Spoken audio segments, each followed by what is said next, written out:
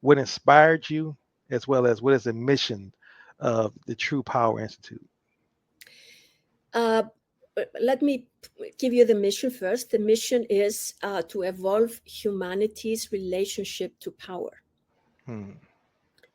And we could say just to power, but then I can extend it to true power. That takes it into a totally different field, which is more the conscious aspect, the spiritual aspect. And what inspired me to do that is that I was in Santa Fe, New Mexico for 13 years, where I feel I kind of did my apprenticeship in conscious leadership. I was apprenticing and training with various teachers and teachings, including a Native American teacher. And she was very clear on the paradigm shift. She had worked with elders from different shamanic traditions that had been talking to her about prophecies, about shifts that humanity has been going through. And so I learned that from her, and I know exactly, I was reading in her book when she was talking about that we have been in a period of 5,400 years that we have been calling patriarchy, where men have been in charge, and that we are entering into the next 5,400 years, or a period of over 5,000 years, which is going to be called the era of women, where the other period was the era of men.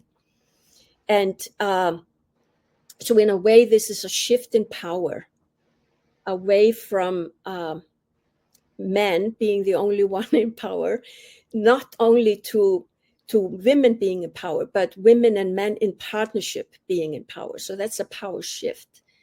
And so much of shamanism is about power. It's so much about cultivating your energy and your intention and what you do with your energy, which is really your consciousness.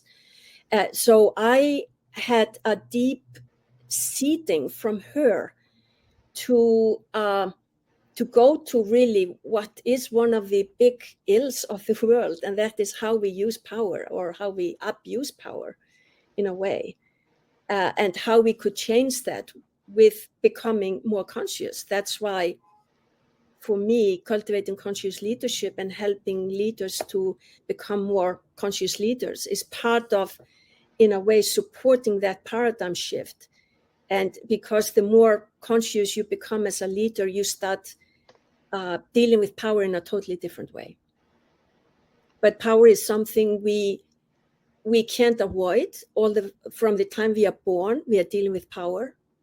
When we are toddlers, we are starting to learn to stand up or crawl.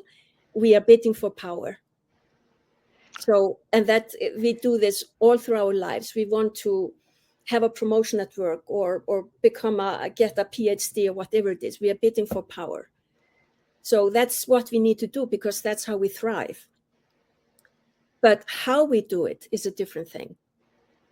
So it was just in my heart, and I did some review of my purpose with a wonderful friend and colleague of mine, Tim Kelly, a few years ago. He is the founder of the True Purpose Institute, and I did some personal work with him to be sure that this was exactly coming from my soul and not from my mind, from my ego.